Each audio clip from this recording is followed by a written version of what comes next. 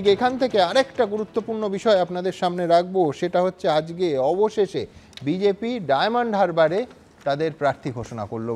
নানা মহলের নানা নাম উঠছিল, রুদ্রনীল, শঙ্কুদেব পান্ডা, কৌস্তব বাগচি, প্রিয়াঙ্কা টেবরিওয়াল।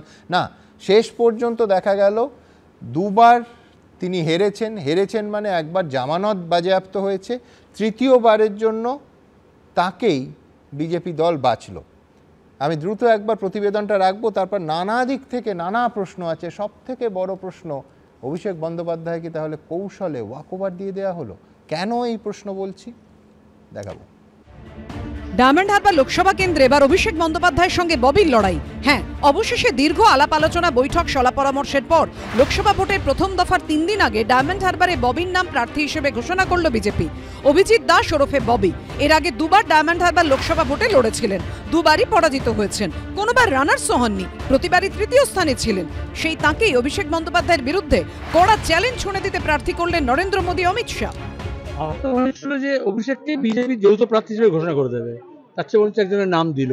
আর ভবিষ্যতে তৃণমূল থেকে যখন বিজেপিতে যোগ দেবে সবাই, সেটা অভিষেকের নেতৃত্বেই হবে।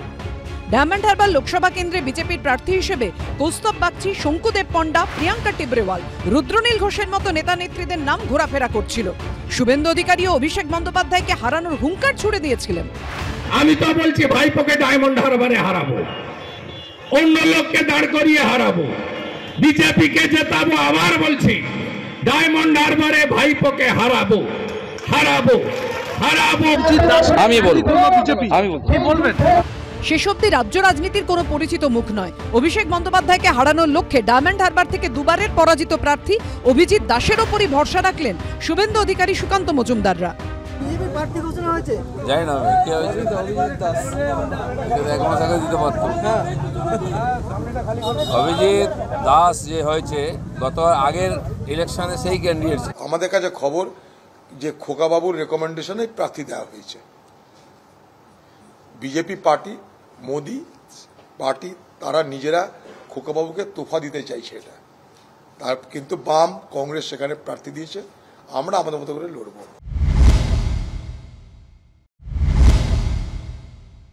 যদি নিরপেক্ষ নির্বাচন হয়, যদি প্রশাসন যদি নিউট্রাল থাকে, অভিষেক ব্যানার্জির এবারে নির্বাচনে জামানত জব্দ হবে। আপনার বিরুদ্ধে বিজেপি প্রার্থী ঘোষণা করলো অভিজিৎ দাস, অবশেষে প্রার্থী দিল বিজেপি। 1 জুন শেষ দফায় ভোট হবে ডায়মন্ড হারবারে। অভিষেক বন্দ্যোপাধ্যায়ের সঙ্গে সিপিএম এর প্রতিকুর রহমান এবং বিজেপির অভিজিৎ দাসের লড়াই। গৌতম মণ্ডল, শিবাশিস মৌলিক ও কমল কৃষ্ণদের রিপোর্ট, এবিপি আনন্দ। আমি রবীন্দ্রনাথ ভট্টাচার্যের কাছে যাব। যে এক হচ্ছে যে ভদ্রলোক শুধু দুবার ভোটে লড়েছেন তা নয়, দুবারই দায়িত্ব নিয়ে তৃতীয় হয়েছেন। একবার জামানত বাজেয়াপ্ত হয়েছে, মাত্র 37,000 ভোট পেয়েছেন, যেটা শতাংশের বিচারে 3.6। তারপরও তাকে 2009, 2014 এই রকম রেজাল্টের পরে তাকে 2024-এ বেছে নেওয়া হলো এবং তাকে দীর্ঘ সাসপেন্সের পর বিরাট নাম, বিরাট চমক, বিরাট হেভিওয়েট বলে শেষ পর্যন্ত ভদ্রলোকের নাম অ্যানাউন্স করা হলো। তার কোনো দোষ নেই, কিন্তু এটা কি প্রমাণ করে? এটা অভিষেক বন্দ্যোপাধ্যায় যাতে খুব নিশ্চিন্তে বাকি 41টা আসনে প্রচার করতে পারে, বিজেপি একেবারে দেখে শুনে সেই বন্দোবস্ত করে দিল। আজকে সবচেয়ে বেশি সফল কিন্তু অভিষেক বন্দ্যোপাধ্যায়। দেখুন, নৌশাদ সিদ্দিকী বারবার করে বলেছিলেন যে ওখানে খোকাবাবুকে হারাবো। তাকে কি এক অদৃশ্য গোপন একটা রহস্যে তাকে ওখান থেকে সরিয়ে দিলেন, তিনি চলে গেলেন। এবং বাম কংগ্রেস ভেবেছিল তাকেই জোট প্রার্থী করবে, ওখানে তাদের বুকে শেল বিধে এবং দেব না, সেখানে তাদের বুকে শেল বিধে হঠাৎ করে চলে গেলেন।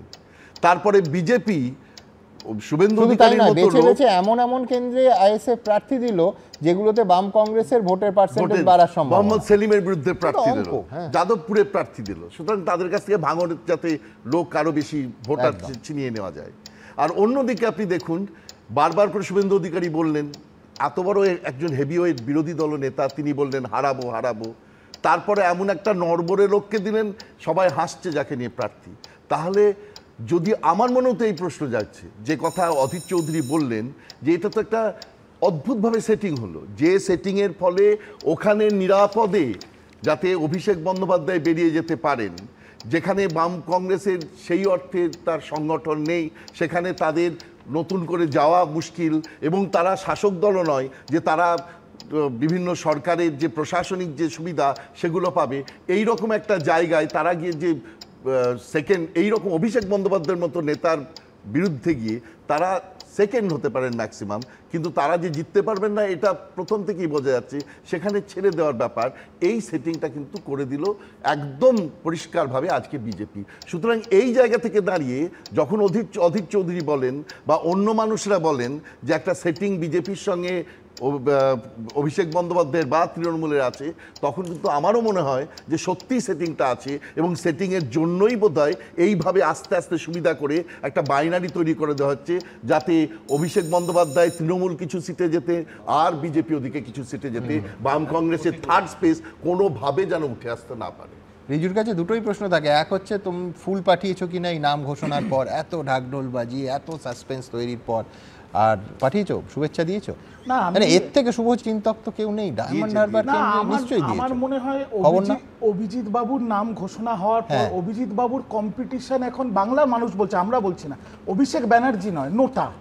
আর আমার মনে হয় যে আমরা এতদিন ধরে বলছিলাম, যখন ওই যেটা রবীন্দ্রনাথ বাবু বললেন যে নৌসাদ দাঁড়াবে, একটা বিরাট বেলুন, অনেক সেই নিয়ে আমরা বিবেচনা আলোচনা করেছি। তারপরে শুভেন্দু অধিকারী, ভাবছিলাম এমন হচ্ছে শুভেন্দু অধিকারী দাঁড়িয়ে পড়বে, তারপরে শুনলাম শঙ্কু, কৌস্তব এদের নাম, তারা নাকি সাষ্টাঙ্গে শুয়ে পড়েছে। একদম সেইটাই তো জিজ্ঞেস করছি তোমায়, যে তুমি বললে নোটা, আমি বলছি অভিষেক বন্দ্যোপাধ্যায়কে জয়ের ফোঁটা পরিয়ে দেওয়ার জন্য এই বন্দোবস্তটা কি তোমরাই করলে? না, আমরা কিছু করিনি আসলে। মানে এই রাজ্য রাজনীতির নতুন ববির নাম কি তৃণমূল সাজেস্ট করেছে? না, ব্যাপারটা হচ্ছে যে না, ওনার জামানত একবার জব্দ হয়েছে, ওনাকে প্রার্থী করতে হবে। বিজেপির বিভীষিকার নাম অভিষেক ব্যানার্জি। বিজেপির নেতারা, বলছি তো আপনাকে, সুকান্ত আর শুভেন্দুর পায়ে সাষ্টাঙ্গে শুয়ে পড়েছে, ছেড়ে দে মা, কেঁদে পাচ্ছি। প্রণয়দাকে দিলে প্রণয়দা কিছুদিনের জন্য পেট খারাপ হয়ে বাড়িতে শুয়ে পড়তো, বলতো আমি দাঁড়াবো না ডায়মন্ড হারবারে। 4 লক্ষ ভেবেছিলাম প্রথমে, যেটা অভিষেক দা বলছিলেন, এখন তো 5 লক্ষের বেশি ব্যবধানে জিতবে তৃণমূল কংগ্রেস অভিষেক বন্দ্যোপাধ্যায়। প্রণয়দা, এটাই ট্র্যাজেডি যে বিজেপিকে এখন স্টুডিওতে বসে শুনতে হচ্ছে যে অভিষেক বন্দ্যোপাধ্যায় ভয়ে বিজেপি কোনো একজন ভালো প্রার্থী দিলেন না। প্রথম তো হচ্ছে 2009 সালে আমরা 3.6% ভোট পেয়েছিলাম, এই অভিজিৎ দাস ববি সেবার ক্যান্ডিডেট ছিল। 2014-তে 16.1% ভোট পেয়েছিলাম। আর এই সংখ্যাটাও বলে দিই, 37,500 অভিজিৎ দাস ববি ক্যান্ডিডেট ছিল। একদম 2019-এ অভিজিৎ দাস ববি ক্যান্ডিডেট ছিল না, জেলা সভাপতি ছিল, বিজেপি ভোট ছিল 33.8%। এই কথাটা বলার উদ্দেশ্য এটাই, আপনারা যেভাবে ক্যান্ডিডেটকে নিয়ে আলোচনা করছেন, অভিজিৎ দাস ববি সেখানকার ভূমিপুত্র, সেখানে জন্মেছে, সংগঠন করেছে, জেলা সভাপতি আছে। আজকে বিজেপি 2009 ভূমিপুত্র ছিলেন, 2014 ভূমিপুত্র ছিলেন। এবার দুবারই তো ভূমিপুত্র ছিলেন। এবার আপনারা বলুন, আপনার তৃতীয় পজিশন বলছেন তো, তাহলে অভিষেক ব্যানার্জির বিরুদ্ধে সিপিএম বা কংগ্রেসের যারা প্রার্থী ছিল তারা দ্বিতীয় ছিল।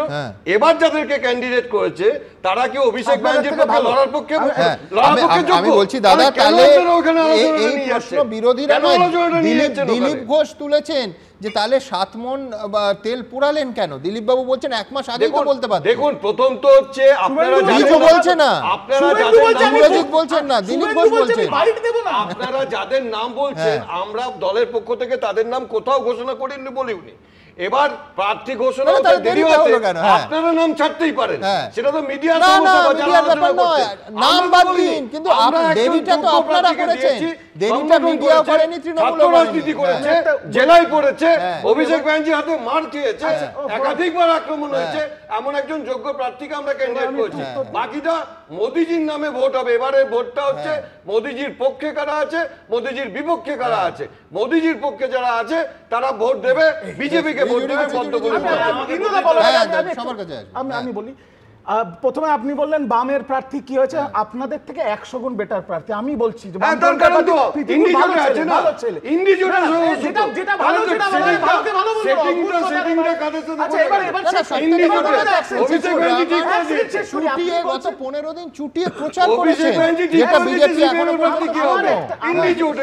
আমার কথা হচ্ছে যে যদি উনি আজকে প্রণয়দা যে কথা বলেন উনি মোদির প্রার্থী, মোদির নামে ভোট হবে, তাহলে মোদির প্রার্থীর জামায়াত বাজেয়াপ্ত হলে কি বলবেন? মোদি অপদার্থ, সেটা বলতে পারবেন? বলতে পারবেন না তো, তাহলে এই কথাগুলো বলেন কেন?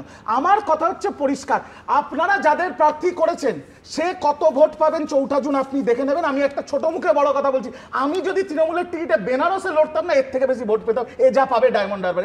সে তো 4 তারিখ দেখা যাবে, 4 তারিখ দেখা যাবে। ইন্দ্রজিৎ কিন্তু আমি বলছি একদম রিজুর কথাটাই পরিষ্কার হলো যে ইন্ডি জোটের সিপিএম এর ক্যান্ডিডেট কে হবে, সেটা ভালো ছেলেকে ভালো বলবেন, ভালো ছেলেকে কথা বলবেন না। আরে এইটাই তো ইন্ডি জোট আছে। আচ্ছা ইন্দ্রজিৎ আচ্ছা, কিন্তু ইন্দ্রজিৎ তুমি যে এটা বলবে যে এর আগে একদম ইন্দ্রজিতের কাছেই আসছি, এর আগে নরেন্দ্র মোদী যতবার এই রাজ্যে আসতেন এই দফার আগে অর্থাৎ এই লোকসভা ভোটের আগে প্রত্যেকবার এসে তার একটা বড় অংশ, অনেক সময় 50% তিনি মমতা বন্দ্যোপাধ্যায় ব্যয় করলে 50% ভাতিজা বলে সরাসরি অভিষেক বন্দ্যোপাধ্যায়কে আক্রমণ করতেন। অনেকে বলতেন যে মানে পুত্র সমবয়সের এতক্ষণ ধরে আক্রমণ করছেন। এবারের নির্বাচনী প্রচারের ভাষণগুলো দেখবে কার্যত একটা শব্দও নেই এর সঙ্গে প্রার্থী রাখবে। প্রথম কথা বলি, ডায়মন্ড হারবার কেন্দ্রে লড়ার জন্য আমাদের পার্টি প্রথম থেকেই যেটা হচ্ছে নওশাদ সিদ্দিকী নিজে বলেছিলেন দাঁড়াবেন, ফলে আমরা বলেছিলাম, ঘোষণা করেছিলেন একাধিকবার এবং 2-3 মাস আগে, ফলে আমরা বলেছিলাম যে সার্বিক ঐক্যের স্বার্থে আমাদের নওশাদ সিদ্দিকী দাঁড়ালে আমরা ওয়েলকাম। নওশাদ সিদ্দিকী যেদিন দাঁড়ালেন না, অন্য ক্যান্ডিডেট ডিক্লেয়ার করলেন, তার 1.5 ঘন্টার মধ্যে আমাদের ক্যান্ডিডেট প্রতিকুর রহমানের নাম আমরা ঘোষণা করেছি এবং আমরা লড়াইটা ছেড়ে দিইনি। আপনি যদি দেখেন ডায়মন্ড হারবার, আপনি নিজে বললেন যে প্রতিকুর রহমান প্রচার করছে রেগুলার। আমার প্রশ্ন হচ্ছে যে এরপরও যদি ক্যান্ডিডেট কে ফাইন কিন্তু বেশ ইন্দ্রজিৎ ঘোষ কি এরপরও বলবে যে নওশাদ সিদ্দিকী কার্যত আমাদের বিশ্বাসঘাতকতা করেছে, আমাদের বিশ্বাসের মর্যাদা দেয়নি? অন্তত আমরা এইটুকুই শুধু বলছি আইএসএফ সম্পর্কে যে কথাটা এলো যে ভাঙড় সহ বিভিন্ন জায়গায় আইএসএফ এর কর্মীরা তৃণমূলের বিরুদ্ধে লড়েছে, দুর্নীতির বিরুদ্ধে লড়েছে, স্বৈরতন্ত্রের বিরুদ্ধে লড়ছে। তারা বুঝতে পারছে যে যাদবপুর সহ বিভিন্ন জায়গায় তৃণমূল বিজেপিকে হারাতে পারবে কারা, তাদের সাথে আসছে। এবং লাস্ট লাইন, আমরা সেটা বলছি যে লড়াইটা দেখুন, ভাঙড়ের কথা যদি বলেন, ভাঙড়ে 2011 সালেও সিপিআইএম এমএলএ হয়েছে, ফলে এইটা আমরা সিরিয়াসলি বলছি, আমরা লড়ছি এবং এই জায়গাটা থেকে এগিয়ে আসবো। লোকসভা নির্বাচনে 7টা বিধানসভা থাকে, প্রার্থীর পরিচিতি বিশাল গুরুত্বপূর্ণ এবং প্রার্থী মানে যখন প্রতিদ্বন্দ্বী প্রার্থী অভিষেক বন্দ্যোপাধ্যায়, নর্মালি আপনি দেখবেন কোনো মুখ্যমন্ত্রীর বিরুদ্ধে খুব স্ট্রং ক্যান্ডিডেট দেওয়া হয়, কোনো প্রধানমন্ত্রীর বিরুদ্ধে স্ট্রং ক্যান্ডিডেট দেওয়া হয়, তার একটাই কারণ হলো একটা ওজনদার প্রার্থীর বিরুদ্ধে আরেকটা ওজনদার প্রার্থী দিয়ে লড়াইটাকে কাছে আনার চেষ্টা করা হয়। এই ক্ষেত্রে বিজেপি প্রথমত এতদিন কেন নিল, এটা বিস্ময় আমার কাছে। এটা একমাত্র উত্তর মানে নরেন্দ্র মোদীরাই দিতে পারবেন। দ্বিতীয় যেটা যে প্রার্থী করা হলো তার তালিকা মানে নিশ্চয়ই এখানে যারা বিজেপির যিনি প্রতিনিধি আছে প্রণয়দা আমার সাথে একমত হবেন না, কিন্তু এই প্রার্থী তালিকার মধ্যে কৌস্তব বাগচির থেকে শুরু করে প্রিয়াঙ্কা টিব্বেল থেকে শুরু করে রুদ্রনীলের থেকে শুরু করে মানে প্রায় প্রত্যেকেরই, শঙ্কুদেব পান্ডার শেষের দিকে নাম এসেছিল, এরা প্রত্যেকেই কিন্তু এই ঝাড়াই বাছাইয়ের মধ্যে ছিলেন। এরা পরিচিত মুখ ছিল, মানে মানুষ ভোটারদের কাছে সহজেই পৌঁছে যাওয়ার সুযোগ ছিল। এবং সবচেয়ে বড় কথা হলো যে দলের যদি কর্মী নেতাদের কনফিডেন্স না থাকে না প্রার্থী নিয়ে, তাহলে বিপদ। মানে এটা মানে প্রণয়দা জানে যে তাদের উত্তরপাড়ার ক্যান্ডিডেট 2021-এর মানে দেওয়ার ফলে কী ধরনের সমস্যা তৈরি হয়েছিল। ফলে আমি আপনাকে বলছি, এই যে শুভেন্দু অধিকারী আজকে আপনাদের মুখ খুলতে পারছে না, তার কারণটা হলো শুভেন্দু অধিকারী একাধিক জায়গায় যে রিকমেন্ডেশন করেছে সেই রিকমেন্ডেশন বিজেপির কেন্দ্রীয় নেতারা নেননি। সেটা জিতেন তেওয়ারির আসানসোলের হতে পারে। আর এই ক্ষেত্রে এত বড় জাতীয় দল দেশ চালাচ্ছে, তারা তো এমনি কোনো সিদ্ধান্ত নেয়নি। মানে সিদ্ধান্তটা কেন? মানে যেখানে রবীন্দ্রনাথ বাবু বলছেন যে অভিষেক বন্দ্যোপাধ্যায় দুটো সাফল্য, একসাথে হচ্ছে নওশাদ সিদ্দিকীকে ফিট করা এবং দ্বিতীয় হচ্ছে বিজেপিকে ফিট করা, যাতে কেজরিওয়াল বা হেমন্ত সোরেনের বিষয়টা পশ্চিমবঙ্গে। আমি শুধু আপনাকে বলবো ইম্প্যাক্ট কি হবে জানেন তো, যেহেতু মানে এই প্রার্থী তেমন গুরুত্বপূর্ণ প্রার্থী হলো না মানে অনেকেরই বিচারে, ফলে বিরোধী ভোটটা স্প্লিট হবে, অভিষেক বন্দ্যোপাধ্যায় বড় ব্যবধানে জিতবে। এটা আমি কিন্তু খুব বিজেপির এই যে দেরিতে প্রার্থী দেওয়া এবং উপযুক্ত প্রার্থী না দেওয়ার ফলে মানুষের মধ্যে একটা সংশয় হবে, শেষ পর্যন্ত সেটিং এ হলো না তো, এটা কিন্তু বিজেপির জন্য ক্ষতিকারক, আর এটা তৃণমূলের জন্য লাভজনক। এর প্রভাব শুধু ডায়মন্ড হারবারের না, অন্য জায়গায় পড়বে, অন্য জায়গায় পড়বে। বেশ, আমার একটা কোশ্চেন প্রণয় দাকে আর একটা মন্তব্য আমি একটাই কোশ্চেন করতে চাই। আমরা গত লোকসভায় দেখেছি নরেন্দ্র মোদী দুটো আসন থেকে দাঁড়িয়েছিলেন। যদি ওনাদের অভিষেক ব্যানার্জিকে নিয়ে কোনো ভয়টয় না থাকে, তাহলে অমিত শাহ নরেন্দ্র মোদীও তো সেকেন্ড আসন হিসেবে ডায়মন্ড হারবার বেছে নিতে পারতেন। কত ধানে কত জাল না, কিন্তু আমি বলছি with a very serious note প্রণয়দা, আমি বলছি সাধারণভাবে হেভিওয়েটদের বিরুদ্ধে প্রতীকীভাবে হেভিওয়েট ক্যান্ডিডেট যেমন নরেন্দ্র মোদীর বিরুদ্ধে হারবেন যেন অরবিন্দ কেজরিওয়াল দাঁড়িয়েছিলেন, এটা প্রতীকী, এটা নির্বাচনী নর্ম, সেটা গণতন্ত্রের নর্ম। আপনি মনে করছেন যে অভিষেক বন্দ্যোপাধ্যায়ের উল্টো দিকে এই অভিজিৎ বাবু দাঁড়াতে পারেন? প্রথমত হচ্ছে যেটা কথা আমি বলছি, দেখুন আপনারা ভাবতে পারেন যে সব দেয়ালে ওই ববি ববি করে দেয়াল লিখন, তাতে না তাতে অভিষেক বন্দ্যোপাধ্যায় সামান্য ইরিটেটেড হতে পারেন। দেখুন, জোকস অ্যাপার্ট, ডায়মন্ড হারবারের মানুষ ডায়মন্ড হারবারের প্রার্থীকে ভোট দেবে। স্টুডিওতে কার নাম আলোচনা করলাম তাতে দিয়ে ডায়মন্ড হারবারের মানুষ ভোট দেবে না। প্রথম তো হচ্ছে প্রতিকুল রহমানকে যেমন সিপিএম ক্যান্ডিডেট করেছে, নিঃসন্দেহে তাদের হয়তো কমিটেড কর্মী দিয়েছে, ঠিক একইভাবে অভিজিৎ দাস ববি হচ্ছে ডায়মন্ড হারবারে আমাদের জেলা সভাপতি ছিল, কমিটেড, একাধিকবার মার খেয়েছে, যারা মার খেয়েছে তাদের পাশে দাঁড়িয়েছে। অতএব আপনারা স্টুডিওতে আলোচনা করতে পারেন, অনেক নাম নিয়ে আলোচনা করতে পারেন, কিন্তু আমরা মনে করি সেখানে মার খাওয়া আর্কাইভে থাকে। আপনারা জানেন আমি 4 তারিখ আবার প্রণয়দার এই বক্তব্যই আপনাদের সামনে তুলে ধরবো, যে এই আজকে অর্থাৎ 16ই এপ্রিল প্রণয়দা কি বলেছিলেন। কিন্তু দেখবো যে নওশাদ সিদ্দিকী, ডায়মন্ড হারবারে প্রথম চমকটা এলো নওশাদ সিদ্দিকী রহস্যজনকভাবে, বিশ্বনাথ দা খালি বলেন পর্দার আড়ালে, আজকে রবীন্দ্রনাথ বাবুও বললেন যে পর্দার আড়ালে কিছু হয়েছে কিনা জানি না, হঠাৎ তার সরে যাওয়া এবং তারপর দীর্ঘদিন পর হঠাৎ বিজেপি প্রার্থী তালিকা, অবশেষে তাদের ডায়মন্ড হারবারের প্রার্থীর নাম ঘোষণা করলো। সেখানে অন্য ধরনের এক চমক, কার্যত সবাই হতবাক হয়ে গেছে এই নামটা দেখে। তা যে কোনো প্রার্থী তার জয়ের অবশ্যই সম্ভাবনা থাকে, রাজনীতি সম্ভাবনার শিল্প, কিন্তু বিজেপি এতদিন অপেক্ষা করে এই ভূমিপুত্রের নাম, তাদেরই একজন কর্মীর নাম, দুবার এর আগে ভোটে লড়া মানুষটার নাম জানাতে তাহলে এত দেরি করলো কেন? এই প্রশ্ন তো উঠবেই। দেখুন, অভিষেক ব্যানার্জি এমপি হিসাবে এক্সপেরিমেন্টালি ফেলিওর পারসন। এখানে একটাই লড়াই হবে, সেটা হচ্ছে অভিষেক ব্যানার্জিকে এই লোকসভা থেকে খেদানোর লড়াই। অভিষেক হচ্ছে ভবিষ্যতের শরদ পাওয়ার যেরকম অজিত পাওয়ার ভাইপো, ওরা মমতার ভাইপো, ভবিষ্যতে শিন্ডে, একনাথ শিন্ডে। সে এখন বিজেপির কাছে জমা আছে, এই জন্য বিজেপি চাইছে তার বিরুদ্ধে যাতে কেউ না লড়ে। বিজেপি একজন ক্যান্ডিডেট দিয়েছে, আমরা তো আশা করেছিলাম শুভেন্দু লড়বে, তো ক্ষমতা থাকলে লড়তো। আমরা আশা করেছিলাম ওই নোটাঙ্কি গোকরো হেলে না লাউডগা মিঠুন চক্রবর্তী, তো গেল না কেন? ওখানে সবাই পালিয়ে গেল। তর্জন গর্জনের পর অভিষেক বন্দ্যোপাধ্যায়ের বিরুদ্ধে অবশেষে বিজেপি প্রার্থী দিল ঠিকই, কিন্তু কংগ্রেস সিপিএম এর দাবি প্রার্থী দেখেই আরো স্পষ্ট হয়ে গেল সেটিং কাকে বলে। দিল্লিতে অরবিন্দ কেজরিওয়াল গ্রেপ্তার হতে পারেন, হেমন্ত সোরেনের বাড়িতে পুলিশ যেতে পারে, ইডি সিবিআই কালীঘাটে এসে কলিং বেল চাপতে পারছেন না। কিসের সেটিং? যে সেটিংয়ে ভাইপো বেঁচে যায় সেই সেটিং এখানে বিজেপি সেটিং করে ক্যান্ডিডেট, দুর্বল ক্যান্ডিডেট দেয়। এমন ভাব দেখাচ্ছিলেন যেন নরেন্দ্র মোদী, অমিত শাহ এখানে ক্যান্ডিডেট হবেন। এবার আরো জমজমাট ডায়মন্ড রহস্য। তর্জন গর্জন করেও শেষ মুহূর্তে রহস্যজনকভাবে ভোটের লড়াই থেকে সরে দাঁড়িয়েছিলেন নওশাদ সিদ্দিকী। 2024-এ ভাইপোকে পরাজিত করে কালীঘাটে পাঠাবো, কাশফুলের বালিশ তার পিছু তৈরি করবে, বিক্রি করার জায়গা করে দেবো। তিনি ডায়মন্ড হারবারে দাঁড়াবার নাম করে তিনি ব্ল্যাক ডায়মন্ড হয়ে গেছেন মানুষের কাছে। নওশাদ সিদ্দিকীর রহস্যজনক প্রস্থানের পর এবার কি কমজোরি প্রার্থী দাঁড় করিয়ে অভিষেক বন্দ্যোপাধ্যায়কে ওয়াকওভার দিল বিজেপিও? প্রশ্ন তুলছে বাম কংগ্রেস। তার কারণ 2009 সালের লোকসভা নির্বাচনে তৃণমূলের সোমেন মিত্র ও সিপিএম এর শ্রমিক লাহিড়ীর বিরুদ্ধে প্রার্থী হয়েছিলেন এই অভিজিৎ দাস। মাত্র 37,500 ভোট পেয়েছিলেন তিনি, জামানত বাজেয়াপ্ত হয়েছিল। মাত্র 3.5% ভোট পেয়ে তৃতীয় হয়েছিলেন তিনি। এরপর 2014 সালে ডায়মন্ড হারবার কেন্দ্রে অভিষেক বন্দ্যোপাধ্যায়ের বিরুদ্ধে ফের তাকে প্রার্থী করে বিজেপি। এবার ভোট আগের তুলনায় বেশি পেলেও ফের তৃতীয় হন অভিজিৎ। 2019 সালে আর তাকে প্রার্থী করেনি বিজেপি। এবার ফের তাকে অভিষেক বন্দ্যোপাধ্যায়ের বিরুদ্ধে দাঁড় করালো বিজেপি।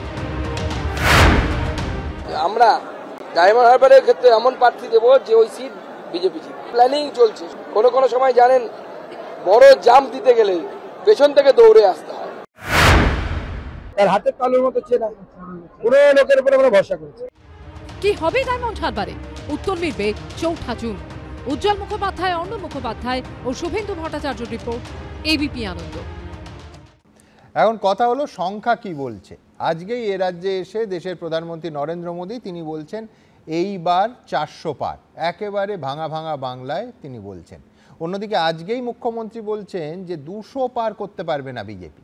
কিন্তু সি ভোটার কি বলছে আপনারা জানেন, আমরা সি ভোটার সহ সমস্ত সমীক্ষক সংস্থার ডেটা আপনাদের সামনে রাখি। আমি দ্রুত একবার দেখে নেব যে সি ভোটারের ডেটা কি বলছে, কোন দল গোটা দেশে কত আসন পেতে পারে।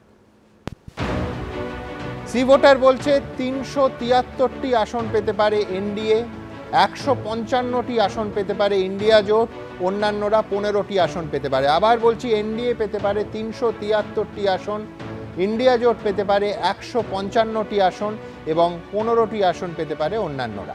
এবার আসবো শতাংশের হিসেব কি বলছে।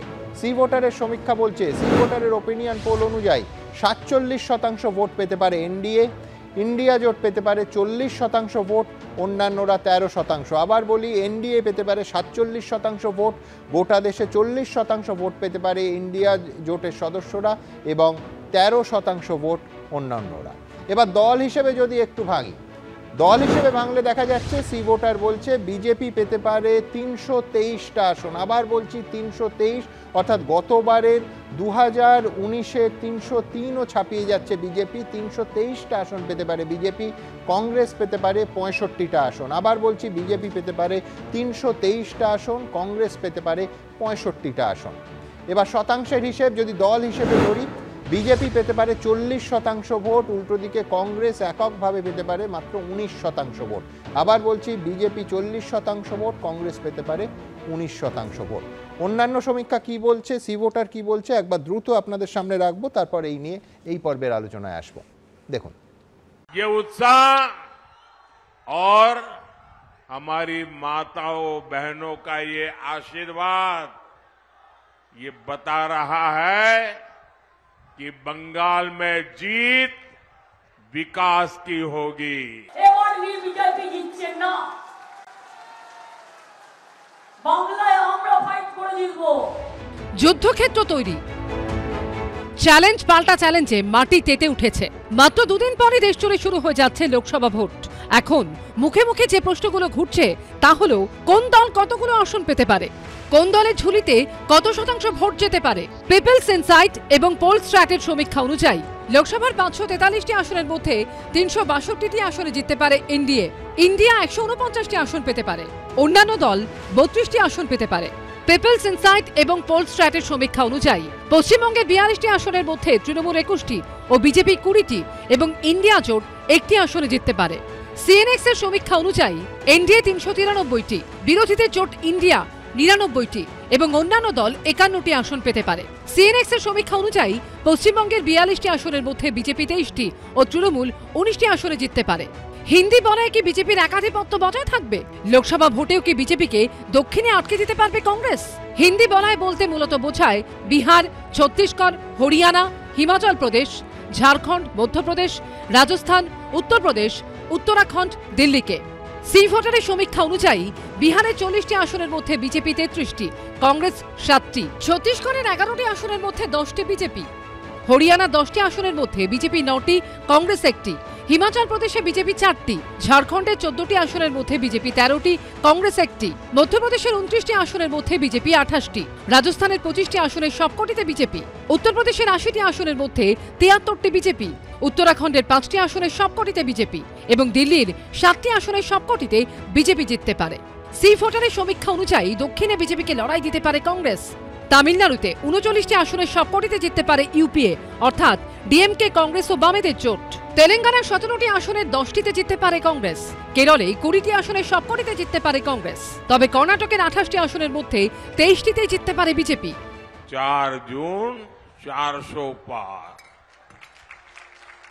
4 জুন 4 জুন 4 জুন এরা জিতবে না, এরা 200 পার হবে না, দেবে হবে। শেষ অবধি কি হবে তা বোঝা যাবে 4 জুন, ফল ঘোষণার দিন। এবিপি আনন্দ। বিশ্বনাথ, ওভারঅল যদি সমীক্ষাগুলো দেখা যায়, এখনো পর্যন্ত এই সমীক্ষাগুলো যা দেখাচ্ছে, পরপর 3বার নিরঙ্কুশ সংখ্যাগরিষ্ঠতা পেতে চলেছে বিজেপি, এবং যে রেকর্ড জওহরলাল নেহরুর পরে এই দেশে কারণ নেই। একেবারে সেরকম প্রবণতা প্রায় সমস্ত সমীক্ষকরা কিন্তু গত কয়েকটা মাস ধরে কিন্তু দেখাচ্ছেন তারা। দেখুন, যদি আসন 543টাকে যদি আপনি 3টে ভাগে ভাগ করেন, যেটা সেফোলজিস্ট এই বছর প্রায় সবাই করছে, 100টা এমন আসন আছে যেখানে বিজেপি কোনো ফ্যাক্টর না, কারণ মানে 10% কম ভোট তাদের আছে সর্বত্র। মানে যেমন কেরালাতে একাধিক আসন আছে, তামিলনাড়ুতে একাধিক আসন আছে, এরকম 100টা আসন আছে যেগুলো বিজেপি 10% কম ভোট পাবে। 200টা আসন আছে যেখানে আপনি লক্ষ্য করলেন যে তামিলনাড়ুতে কিন্তু এই সি ভোটারের সমীক্ষা অন্তত প্রশান্ত কিশোর যা বলছেন তার সঙ্গে একেবারে একমত নন, তারা বিজেপি কিচ্ছু পাচ্ছে একেবারে। এবার 200টা সিট এমন আছে কেরালা আর তামিলনাড়ু শূন্য। হ্যাঁ, 200টা সিট এমন আছে যেখানে কংগ্রেস সাথে সরাসরি লড়াই হবে, সেখানে কিন্তু বিজেপি স্ট্রাইক রেট মারাত্মক।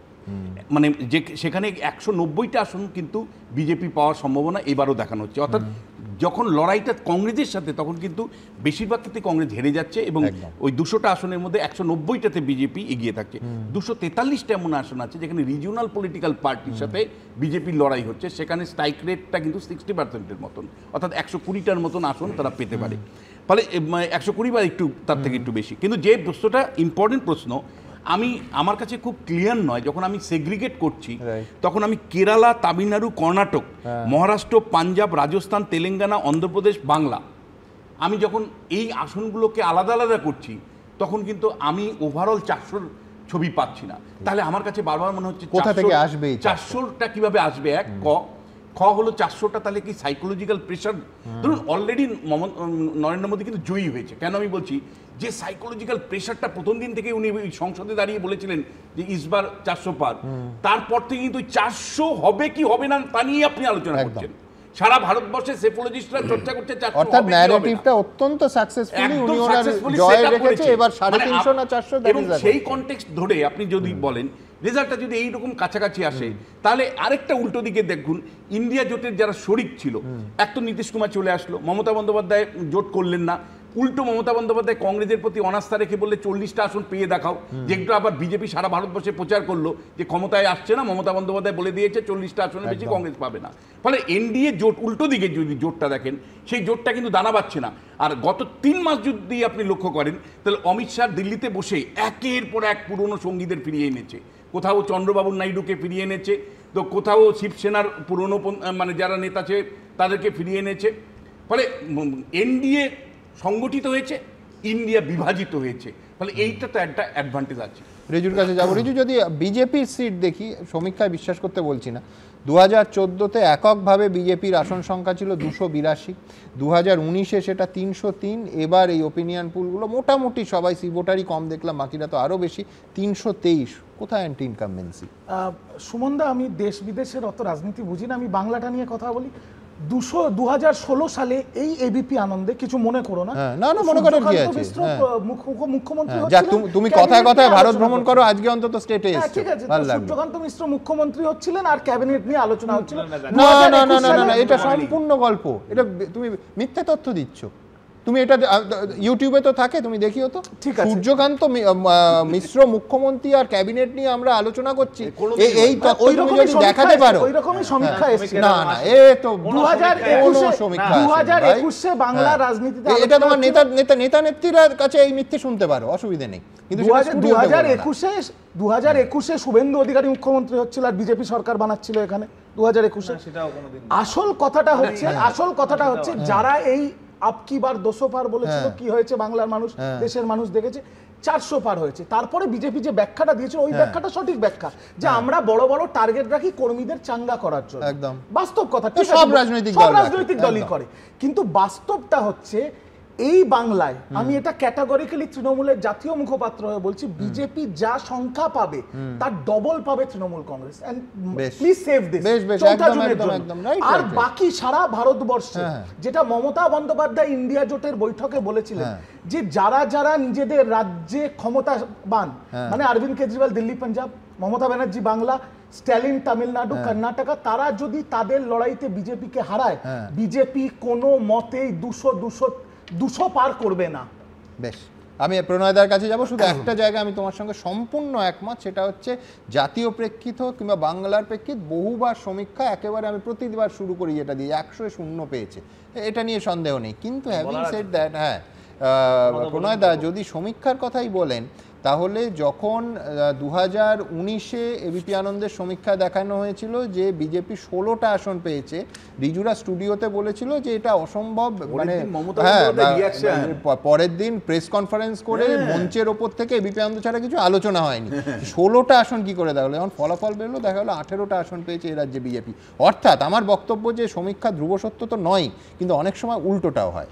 দেখুন 2019-এ যখন আলোচনা হচ্ছিল, প্রায় প্রত্যেকটা আলোচনাতে সমীক্ষার দিনে আমি আপনার স্টুডিওতে উপস্থিত ছিলাম।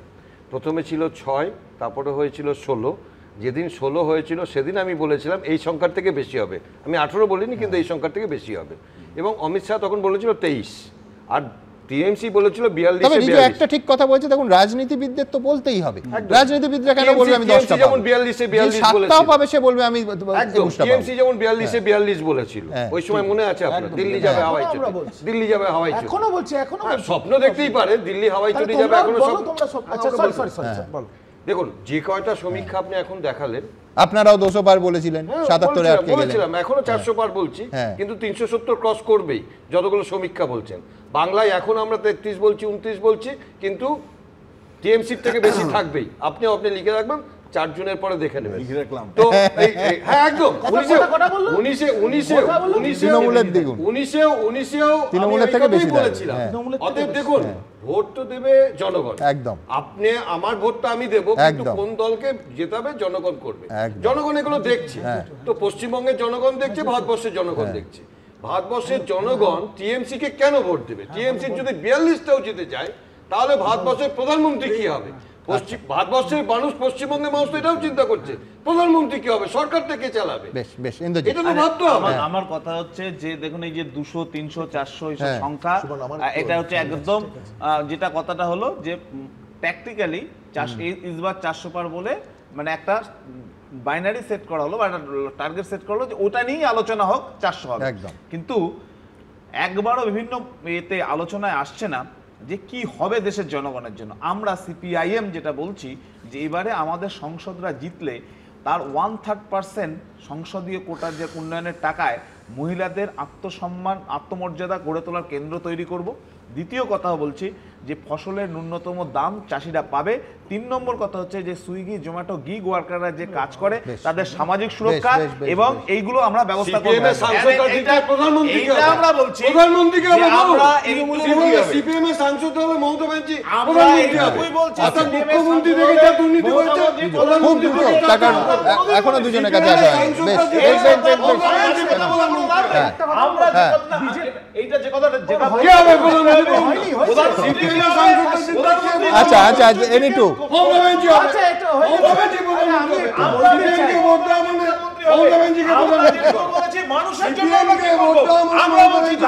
আচ্ছা আচ্ছা আচ্ছা আচ্ছা বেশ, ফসলের দাম পাবে,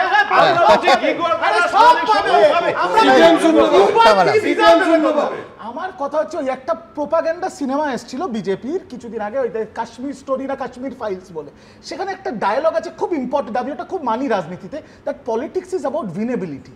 তোমরা চাঁদ পেড়েও আনতে পারো, মানুষকে বোঝাতে পারো, আমরা কিউবাতে যাওয়ারও ফ্রি ভিসা দেবো বলতে পারো, কিন্তু আগে তো মানুষের ভোটটা নিয়ে জিততে হবে। মানুষ তোমাদের শূন্য করেছে, তৃণমূল বিজেপি নয়, মানুষ তোমাদের শূন্য। আচ্ছা আচ্ছা আচ্ছা শুনবো, দেখুন ফিগারে আসবো।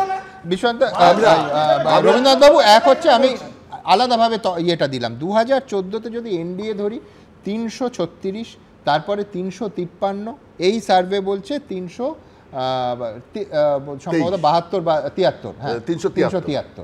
তো আমি বলছি যে অ্যান্টি ইনকামবেন্সি কোথায়? আমি যদি 400 বাদও দিই, এই সার্ভে যদি ঠিক হয়, ঠিক ভুল আমরা কেউ জানি না, যেখানে বিজেপি, কংগ্রেস পাচ্ছে 19% ভোট আর বিজেপি একাই পাচ্ছে, বিজেপি দল হিসেবে পাচ্ছে 40% ভোট, এতটা ফারাক।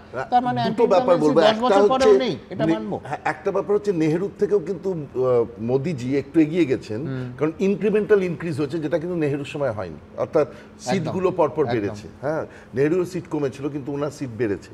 দ্বিতীয় নম্বর হচ্ছে যে অ্যান্টি ইনকামবেন্সির কথা আমি আগেও বলেছি। দেখুন, আমি যে এজেন্ডাগুলো ছিল বিজেপি, সেই এজেন্ডাগুলোতে বিশ্বাস করতে পারি না করতে পারি।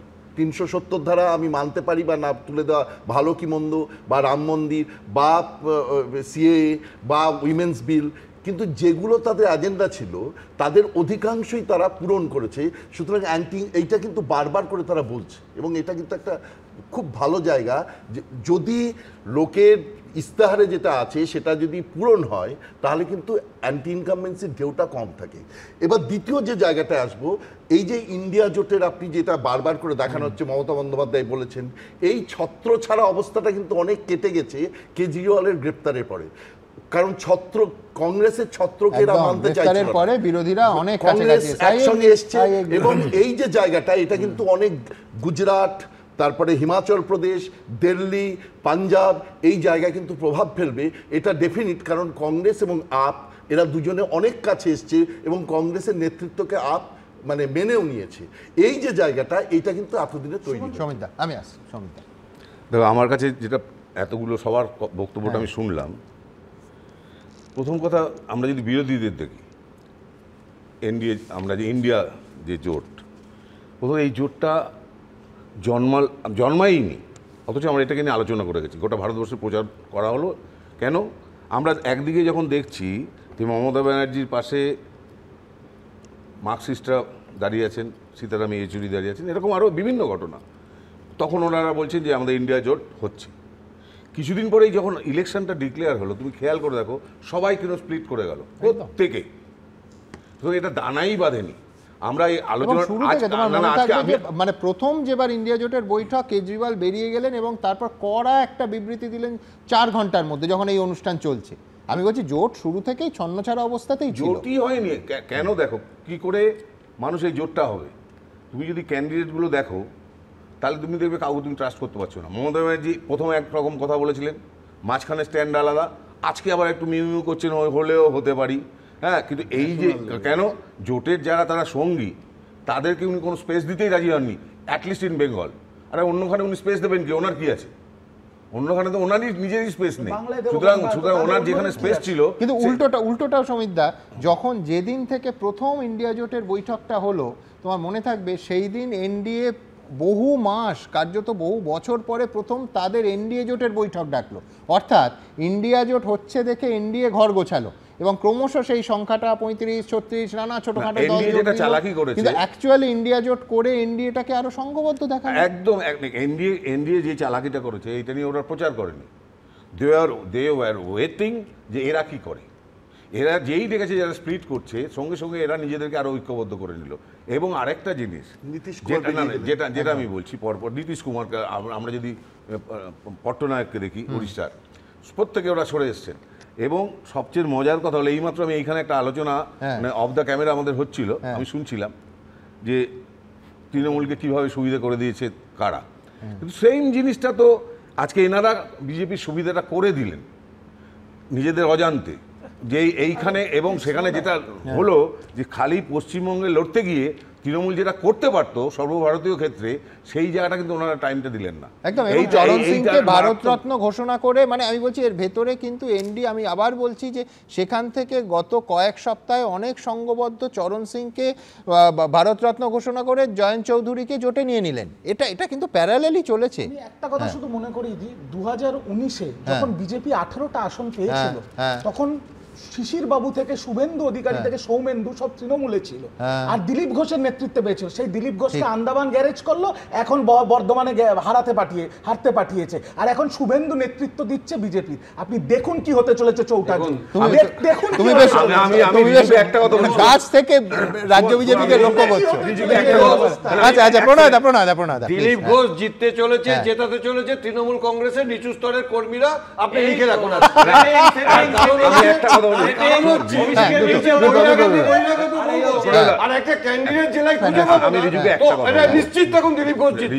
আমি রিজুকে একটা আমার ছোট ভাই হিসেবেই ওকে বলবো, যখন এরকম একটা লড়াই হচ্ছে, এটা তো সামান্য একটা লড়াই, পঞ্চায়েত লড়াই নয়, এবং এখানে কেন্দ্রীয় বাহিনী থাকার কথা। সুতরাং যতটা রিগিং বা যতটা মানে হুজ্জুতি বা হামলা হওয়ার সংখ্যাটা অনেকটাই কমে যাবে, যেভাবে বহু বছর ধরে পশ্চিমবাংলার ইতিহাস যদি আমরা দেখি ভোটে যেটা হয়।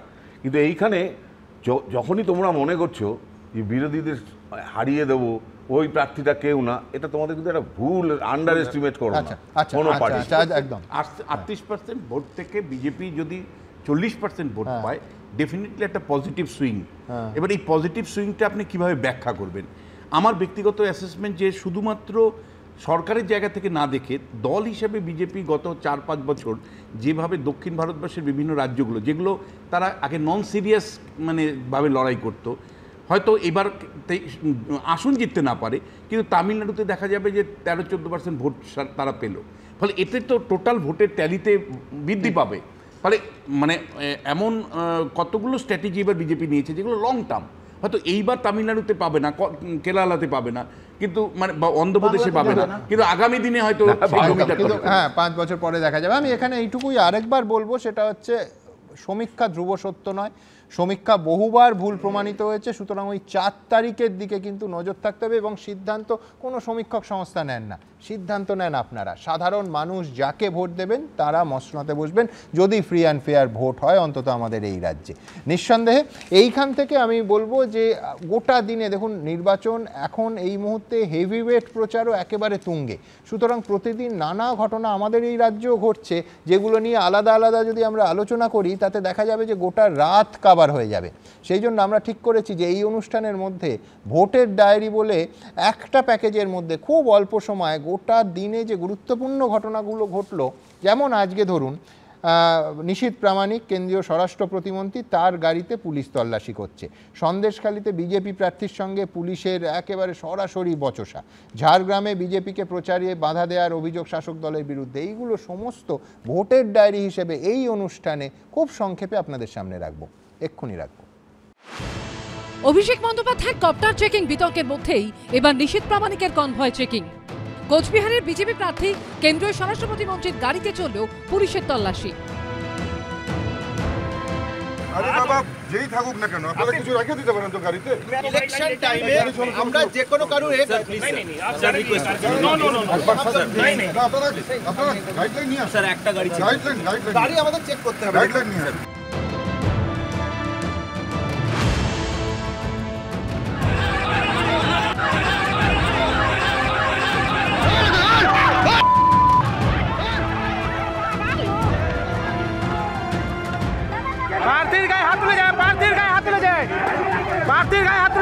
আমাদের তো কারো হাতে কিছু ছিল না।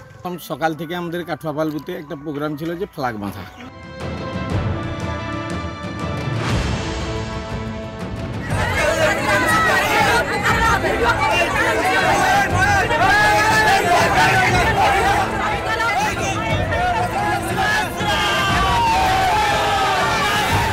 দেখুন সব ঠিক আছে, কিন্তু পোশাকটা থাকার দরকার। পোশাকটা সরকার থেকে আপনাদের কিসের জন্য দিয়েছে?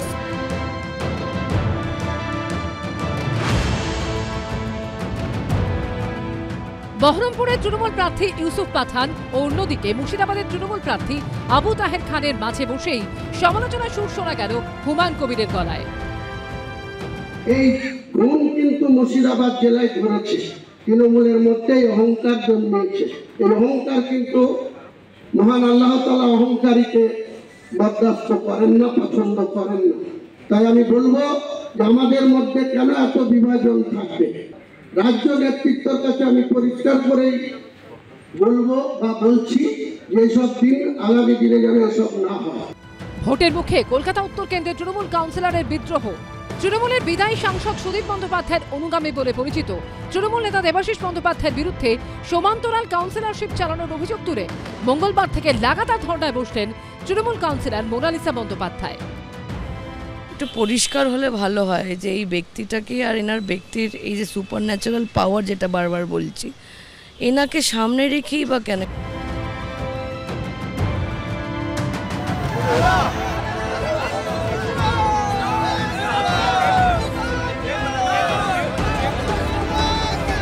আমি জল ঢালাও নই, আমি জল ঢালাও নই, বেলে বোড়াও নই, আমি এমন একটা সাপ যে ছোট ছোট ইঁদুর ধরে বেড়াই।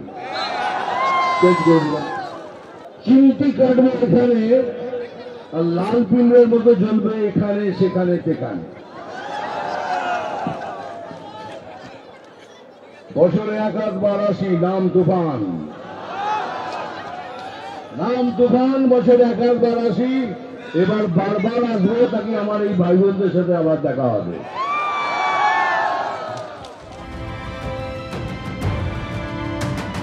তৃণমূলের গ্যারেন্টি মানে লাইফ টাইম ওয়ারেন্টি, আর বিজেপির গ্যারেন্টি মানে জিরো ওয়ারেন্টি।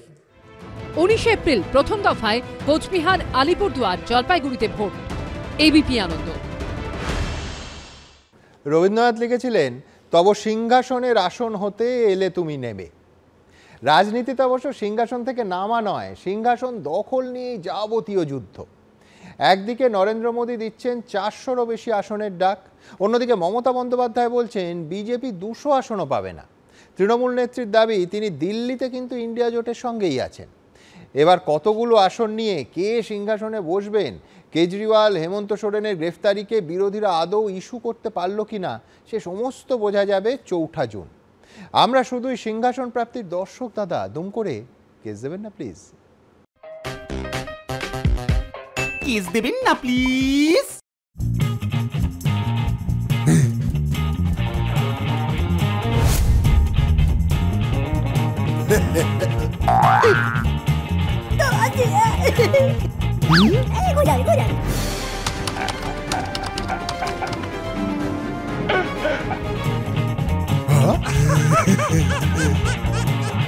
Yes.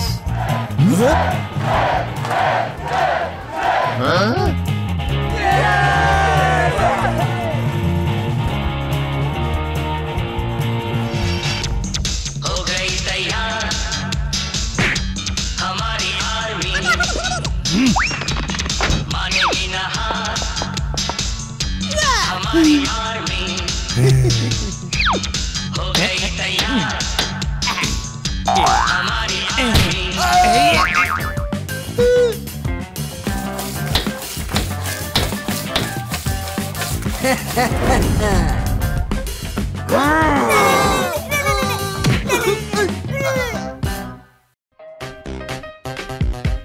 কেস দেবেন না প্লিজ।